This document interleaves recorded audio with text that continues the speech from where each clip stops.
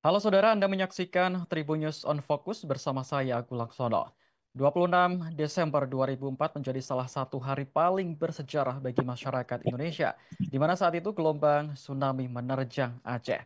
Meski sudah 20 tahun berlalu, memori tentang bencana alam itu masih melekat di ingatan warga hingga saat ini. Lantas seperti apa gambaran tsunami yang menewaskan ratusan ribu orang ini kita akan bahas bersama penyintas tsunami Aceh, Bang Rahmat Ahyar. Halo, selamat petang, Bang Rahmat. Selamat petang juga, Bagus. Oke, bagaimana kabar, Bang? Alhamdulillah, sehat-sehat saja. Alhamdulillah. Mungkin sebelum kita ngobrol lebih jauh tentang tsunami Aceh, kita pengen tahu juga nih, Bang Rahmat, waktu itu tinggal di Aceh daerah mana dan sekarang saat ini usianya berapa? Dulu saya tinggal di daerah Desa Aludaya Tengah, Kecamatan Meraksa, di belakang Pelabuhan Ulele.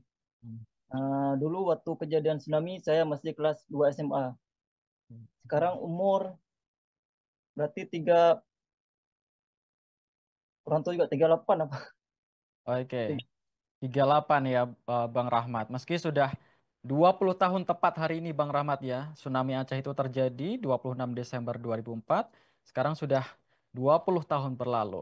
Tapi ini masih menjadi sorotan ya baik di Indonesia maupun dunia mengingat tsunami Aceh ini adalah bencana yang cukup parah waktu itu dan bisa menjadi salah satu bencana juga terbesar di dunia seperti itu.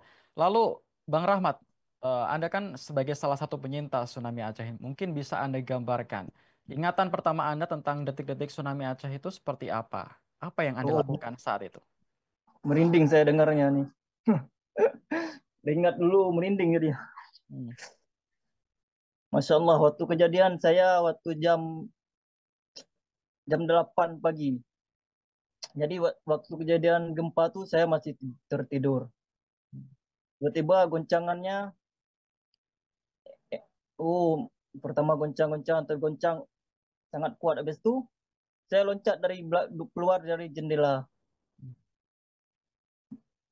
Habis itu duduk di pinggir tanggul. Emang rumah saya pun dekat dengan sungai. Jadi ada tanggul sungai gitu. Loncat jendela langsung sungai. Oh kejadiannya habis itu langsung tiba-tiba ada rumah saya apa retak-retak juga. Habis itu saya tengok rumah-rumah apa yang orang-orang kampung yang jatuh-jatuh habis gempa. Tiba-tiba berapa saat gitu ada orang teriak-teriak air air air air gitu. Habis itu semua orang apa nih betul apa enggak, panik panik itu lari. Saya lari bersama kawan gitu kan.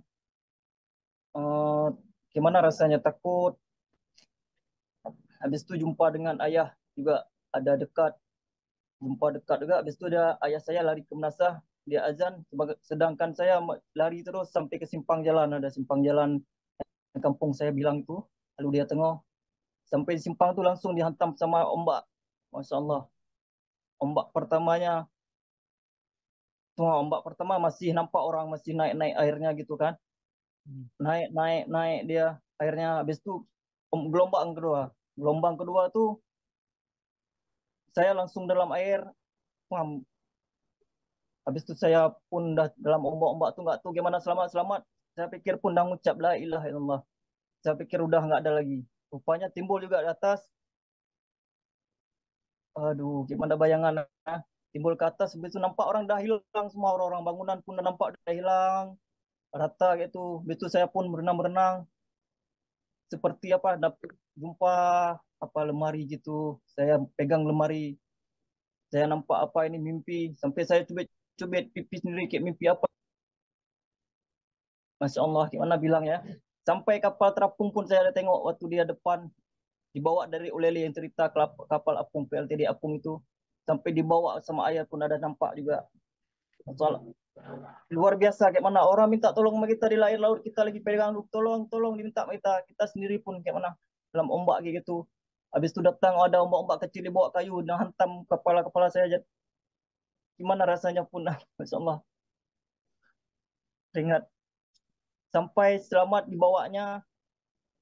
kayak mana cerita, nggak tuh bilang gimana ya, dibawa sampai ke daerah air, saya diangkat-angkat sampai daerah Punge, jauh juga dari kampung berapa kilo gitu. Habis itu diturunin sampai ke laut saya. Hmm. Sampai di pinggir laut ada pohon-pohon bakau-bakau masih ada satu dua gitu. Dia dihanyutkan sampai ke pohon bakau itu. Ya, Masya Allah gimana bilang ya. Oh, ada orang-orang yang bergelantung di bawah pohon tuh yang masih selamat-selamat. Ada orang di bawah-bawah pohon, emang ada orang. Itu saya ada jumpa orang kayak orang kenal juga, orang dekat-dekat kampung tuh ada dia selamat.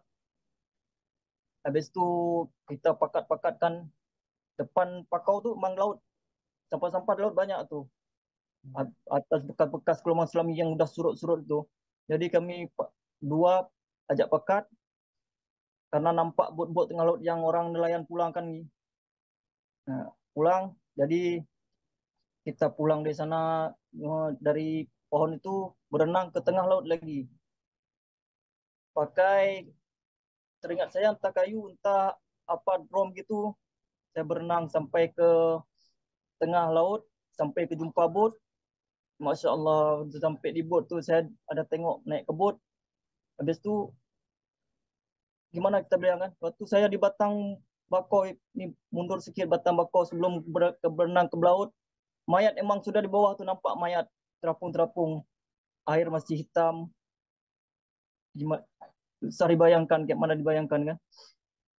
Baik, Nah, berarti Anda waktu itu posisinya lagi bangun tidur, kaget ada gempa yang begitu mengguncangkan, eh, apa ya, membuat panik masyarakat seperti itu, dan akhirnya panik. Anda terbangun dan Bang Ahyar ini langsung menyadari ketika setelah gempa itu ada tsunami atau memang diberitahu orang-orang kalau ada tsunami setelah gempa? Sebelum gempa saya belum tahu lagi. Habis gempa tuh saya dengan pergi ke tempat kawan, jumpa kawan dulu. Habis itu ada 15 menit bantu-bantu orang yang ada rumah di pinggir sungai, emang di tanggul sungai Hmm, ada rumah. Dia rumah baik. dia jatuh ke dalam sungai, udah bongkar, keluarin barang dia, kenapa air makin dalam sungai, maksudnya airnya kenapa nggak masuk-masuk terus, makin rendah-rendah terus. Hmm, Itulah kita nggak tahu apa itu tsunami dulu. hmm. Jadi kita pindah-pindah terus barang. Habis pindah barang tuh berjelang lama, ukuran setengah jam apa gitu, baru kita jalan keluar ke depan. Mau tengok-tengok rumah orang lain yang agak jauh daripada sungai sedikit misalnya, di tengah kampung gitu kan. Tiba-tiba ada orang teriak-teriak, air naik, air naik, air naik kayak gitu. Dan kita panik juga. Hmm. Habis itu bunyi gemuruh dia, bu kayak gitu bunyinya, bu kayak itu bunyi.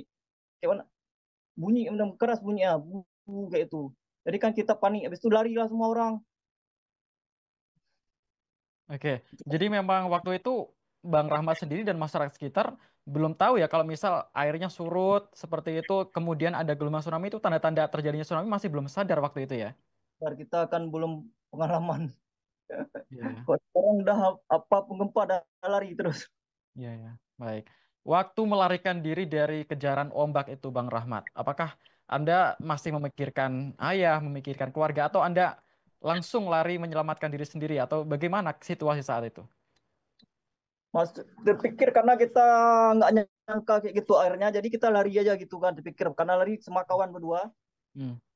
Jumpa juga sama ayah, ada dengar ayah dibilang, ayah saya dengar situ dia ke Menasah, Menasah saya lari di depan Menasah juga. Sedangkan ayah saya ke Menasah dia azan karena dibilang gelombang besar lagi. Hmm. Ayah saya kan juga imam-imam Menasah dulu.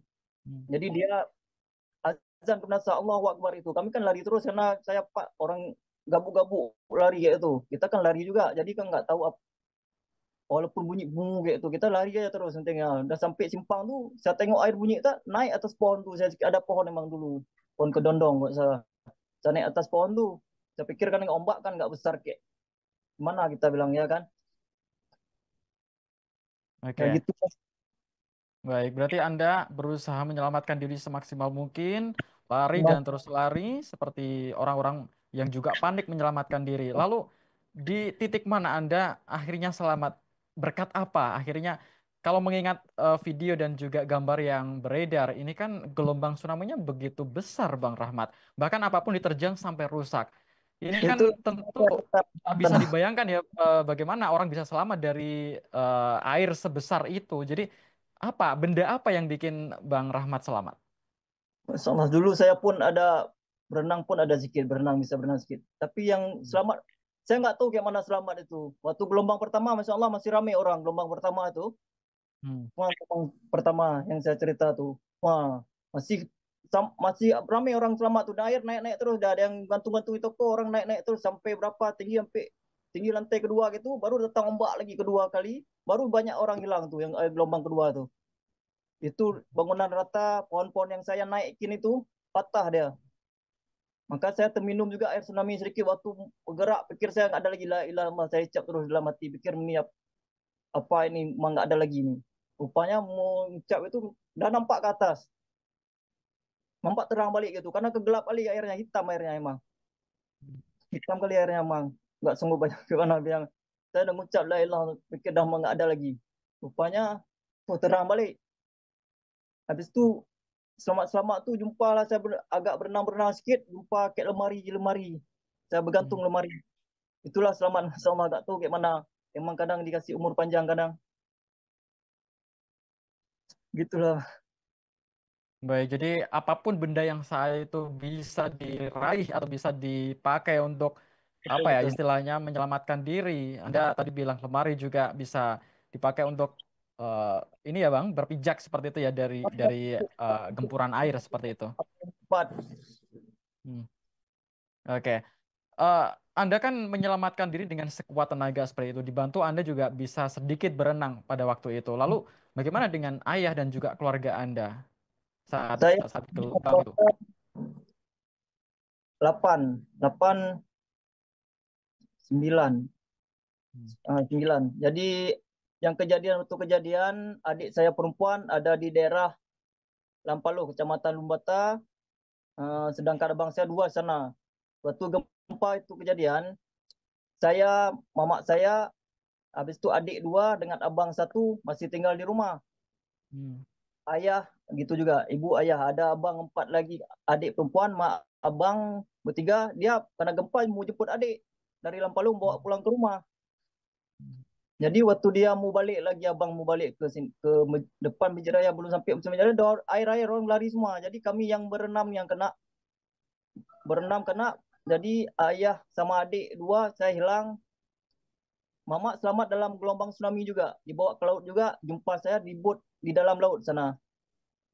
Jadi baju yang kejadian saya kasih itu, celananya saya kasihkan buat mamak saya, celananya. Karena mamak saya nggak ada celana, Hmm. rumah itu celana nggak ada celana. Saya pun celana sama baju itu yang ada tinggal. Jadi gantilah baju celana saya kasih buat orang bot. Orang bot pun orang saya kenal juga, orang kampung. Jadi celana itu saya kasih buat orang bot, celana orang bot dikasih buat mamak saya. Maka celananya nggak ada sampai sekarang, cuma baju aja. Oke, Gitu. jadi dari satu keluarga Anda dan saudara-saudara Anda ini berarti yang selamat siapa Bang Rahmat? Siapa saja? Yang selamat ramai dari abang saya yang nggak terkena tsunami. Ada satu lagi abang saya yang kena tsunami satu, jadi mamak saya yang kena tsunami dua yang selamat. Jadi yang kena tsunami, yang nggak kena tsunami ada empat yang selamat. Emang kadang dipanggil waktu kejadian gempa itu dia bawa mau jemput adik di sana, rupanya duluan tsunami. Jadi nggak bisa lewat lagi. Alhamdulillah bisa selamat juga abangnya sama adik satu. Oke, jadi ayah dan adik yang ini ya yang tidak selamat pada waktu itu ya. Semasuk saudara dari orang mamak banyak juga hilang semua karena rumah emang sampai samping semua. Baik. Lalu kan kalau melihat gambaran terjangan tsunami yang begitu dahsyat seperti itu, apa-apa tersapu dengan gelombang air seperti itu, Bang Rahmat. Lalu bagaimana dengan jenazah ya keluarga-keluarga Anda yang akhirnya ditemukankah atau justru tidak ditemukan jenazah-jenazah yang orang-orang terdekat Anda ini? Ini cerita dulu. Sebelum cari jenazah, emang tidak ditemukan satupun jenazah keluarga. Orang kampung mau keluarga saya pun pernah coba mencari. Karena setelah saya selamat dari bot itu, saya diantarkan dari bot ke kampung Jawa. Ujung Pulau Hmm. Aceh yang 0 km Aceh itu, Banda Aceh. Cari turun bot sama mamak saya ke situ. Jadi jalan kaki sampai ke Masjid Raya. Jadi dalam Hmm. jalan-jalan itu, mamak pernah tengok orang terlungkup, dipikir nama ayah, suruh tengok bilang. Karena kejadian itu waktu itu masih tsunami, kita masih celana dalam selamatkan diri. setelah bawa bot ke pinggir itu. Jadi saya bilang, mak jangan tengok dulu, selamat diri dulu. Mayat-mayat ditumpuk-tumpuk di pinggir, kami lewat-lewat tuh, Masya Allah. Saya bilang, mayat-mayat tuh, kami langkah ada terlangkah kadang mayat kan, batu-batu di pinggir jalan, terus di kayu-kayu gitu. Nampak rumah emang rata semua. Puing-puing aja nampak. Jadi berapa hari kemudian, ada berapa hari baru kami lakukan pencarian kembali ke lokasi yang dibilang mama itu nampak kayak punggung ayah. Rupanya bukan. Itulah. Jadi keluarga satu pun nggak dapat. Nggak ada lagi misalnya mayatnya ada diambil apa relawan, apa diambil sama orang jenazah, satu pun nggak dapat. Oke, jadi mungkin karena saking banyaknya korban ya Bang, jadi mungkin susah untuk dikenali lagi. Iya iya bang, betul. Tapi tapi bagaimana Anda perasaan? Justru kan ini kehilangan orang terkasih, kehilangan orang tercinta ini kan pasti sangat berat. Apalagi jasadnya tidak ditemukan. Bagaimana perasaan Anda saat ini kalau mengingat kejadian itu? Oh, gimana bilang? Sedihnya gimana orang tua kita nggak tahu kuburan kemana. Saudara-saudara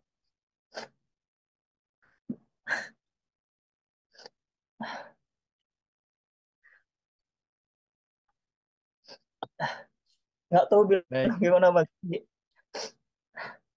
baik kita juga berdoa bersama-sama ya Bang. Semoga eh, para korban Aceh ini juga, para korban tsunami Aceh ini juga selalu nanti diberikan tempat terbaik di sisi Tuhan ya. Amin, Kita amin, yakin amin.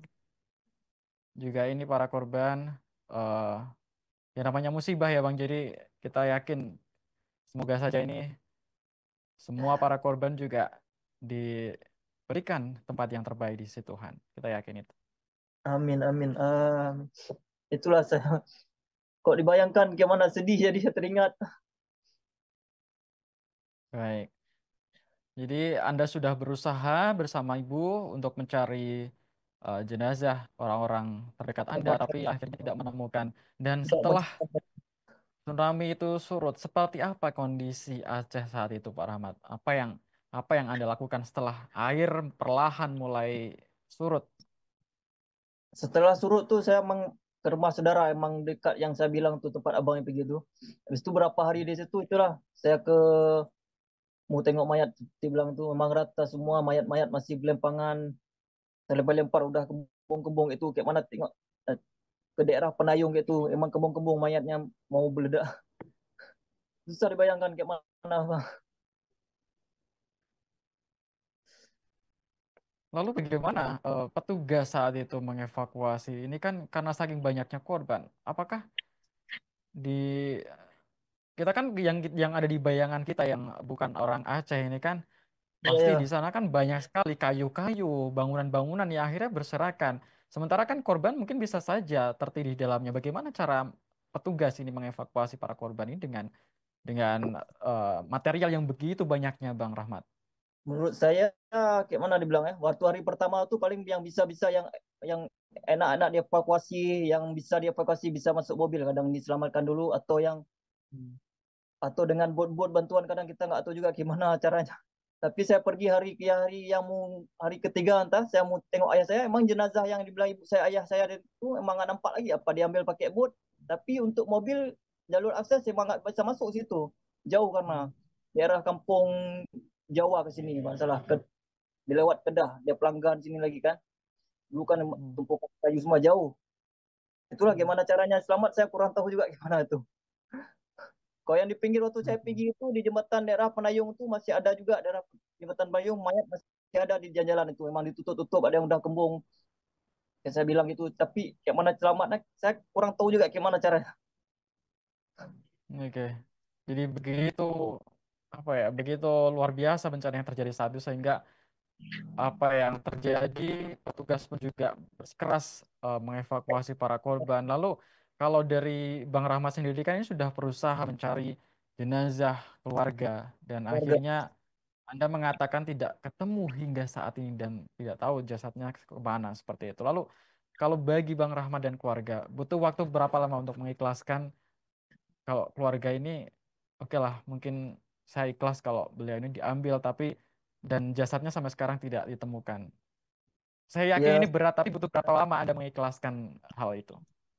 kita gimana kita bilang pun emang ini sudah Allah kehendak Allah. Jadi kasih musibah gini ya kita terima aja walaupun mama pun sampai nggak takut untuk tinggal. Tapi kita ikhlaskan aja berapa lama pun kurang tahu juga karena kita nggak nih kita berupaya untuk doa yang terbaik buat orang tua, buat adik. Semoga masuk surga dengan musibah gini gitu aja bang. Baik, baik. Jadi meskipun tidak ada yang bisa dikenang lagi, entah itu makamnya karena tidak ada, tidak ditemukan, jadi Anda hanya bisa berdoa, berdoa dan juga berdoa untuk keluarga. Oke.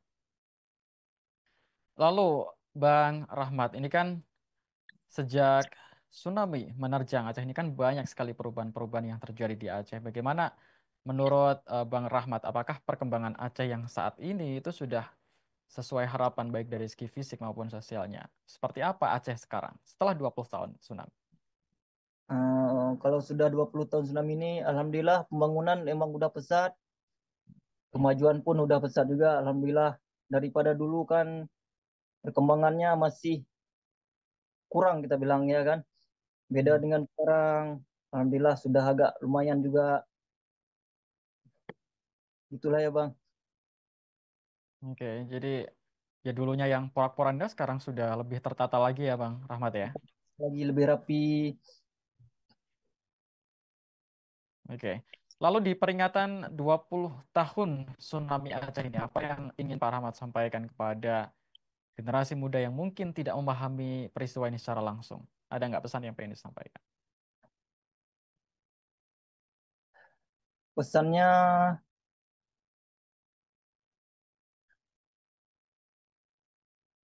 saya waktu bilang pesan gimana juga.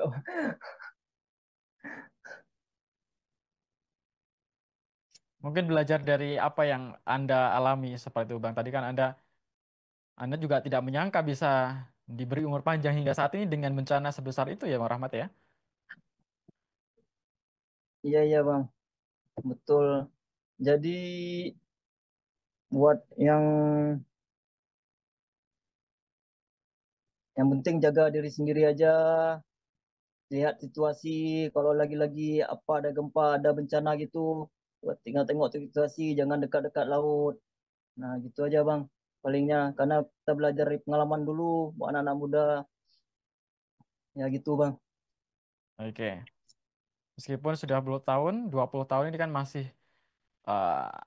ingatannya masih sangat kuat di benak Anda. Lalu kami juga mendapat informasi bahwa Anda masih menyimpan benda-benda yang saat itu Anda pakai termasuk baju.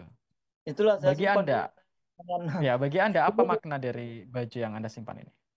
Itulah itu baju terakhir dari orang tua pembelian walaupun apa ayah beli apa mama beli itulah baju terakhir saya simpan sampai sekarang buat kenang-kenangan saya juga biar teringat masa tsunami masa kelam teringat sama orang tua juga sama adik juga biar teringat itulah bang kenang-kenangan terakhir waktu saya pun selamat dengan boot dengan itulah baju karena celana saya kayak saya bilang tadi celananya karena orang boot tukar buat mama saya karena nggak ada celana cuma celana dalam sama baju itulah tinggal Hmm. saya baju saya simpan sampai sekarang sampai saya lukis gambar itu gelombang tsunami.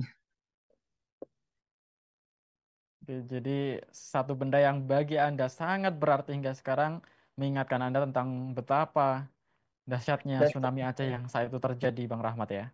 ya, ya, Oke. Ini kan 20 tahun tentu waktu yang cukup lama untuk menyimpan baju dan sebagainya. Berarti Anda rawat terus ini ya, kenang-kenangan ini ya. ya saya gantung selalu di kamar itu, bang. Makanya agak tapi agak berabu juga sedikit. Saya simpan selalu emang baju tuh sampai sekarang. Itulah baru teringat saya posting lagi ini karena teringat tsunami lagi dan 20 tahun. Lama saya teringat baju nih, saya tengok udah teringat nanti lagi. Jadi kenang-kenangan Oke. satu yang ada di badan. Oke, Anda kan masih menyimpan itu secara rapi dan bersih bahkan seperti itu. Pernahkah mungkin anak Anda atau yang lain bertanya kenapa Anda masih menyimpan itu? Anak-anak Anda bagaimana? Enggak juga pernah saya ditanya apa baju itu ya, itu baju ayah selamat tsunami waktu kelas 2 SMA pernah juga ditanya karena di kamar yang tengok paling anak-anak kok istri udah tahu pun dia baju saya yang saya simpan memang saya taruh di kamar itu. Saya gantung selalu, walaupun nggak plastik, saya gantung itu aja. Kalau emang Hmm. tulisannya nanti udah pernah sekali tulisannya udah itu saya coret balik pakai spidol, saya tulis Gambang Tsunami, saya tulis 2004 biar teringat juga bajunya. Itulah baju baju terakhir yang dipakai kan. Hmm. Oke. Baju terakhir yang Anda pakai dan sekarang masih tersimpan rapi. Saat itu Anda pakai berapa lama Bang Rahmat sejak tsunami itu menerjang? Berapa hari Anda memakai baju itu hingga akhirnya Anda mendapat pengganti? Cuma habis kalau itu tsunami saya pakai baju itu, habis itu saya ganti ada baju orang saudara juga saya ganti, habis itu baju itu saya simpan emang. Hmm. Habis itu pernah saya pakai lagi kalau nggak salah. Saya pakai lagi, saya simpan. Habis itu emang udah kekecilan bajunya, jadi saya nggak pakai lagi. Hmm. Sama-sama saya nggak pakai, saya simpan baju itu emang. Emang saya akan Oke, simpan. Saya karena memang waktu itu masih kelas 2 SMA ya Bang ya. Jadi mau ujian ukurannya naik cukup kelas. kecil saat itu. Iya. Hmm. Walaupun saya sudah ke Malaysia, baju itu emang disimpan di rumah, emang tergantung baju itu. Walaupun emang tidak Oke, saya buat. meskipun satu helai tapi sangat berarti hingga sekarang ya dan menjadi memori tersendiri bagi Bang Rahmat dan juga keluarga tentang kejadian yang begitu dahsyat terjadi di tahun 2004 silam. Baik. Betul, betul. Oke. Kalau dari kenang-kenangan Anda menyimpan baju seperti itu dan em, kalau dari Anda sendiri Bang Rahmat, ini kan Aceh memang daerahnya di dekat dengan pantai seperti itu, dengan laut seperti itu ya. Kalau Anda sendiri, adakah trauma mungkin melihat lautan, melihat pantai seperti itu, mengingat kejadian yang merenggut nyawa orang-orang dekat Anda ini berkaitan dengan laut seperti itu. Kalau laut saya enggak juga. Sekarang saya cuma mama saya dulu pernah juga. Habis sekarang tapi enggak lagi. Trauma pertama aja karena kena gelombang tsunami. Pernah nggak mau tinggal di kampung lagi di Kampung Alu karena trauma ombak, karena tsunami itu kan. Kalau saya emang hobi pun hobi mancing juga, jadi nggak terlalu ini juga. Tetap juga ke laut kadang, mancing juga, mancing berendam juga kadang. Jadi nggak ini juga sekali gempa. Kalau gempa ya lah sekali kejut juga kadang-kadang. Apalagi di pinggir laut kok kuat sikit, pasti teringat. Yang ini lagi teringat, pasti teringat. Kalau udah kuat sikit teringat tsunami teringat. Gitu. Oke.